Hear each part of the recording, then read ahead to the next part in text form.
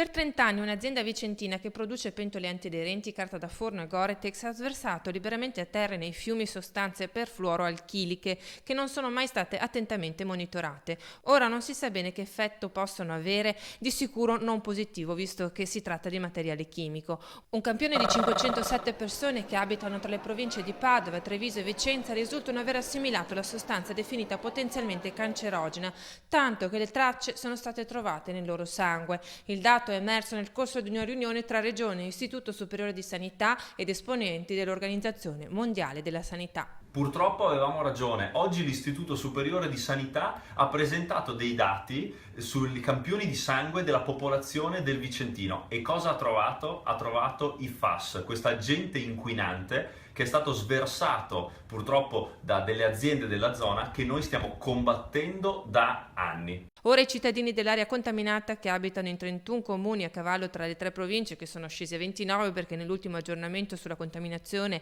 sono stati tolti Trissino e Montebello, saranno sottoposti a uno screening per rilevare markers antitumorali. Gli esami saranno gratuiti a carico della Regione.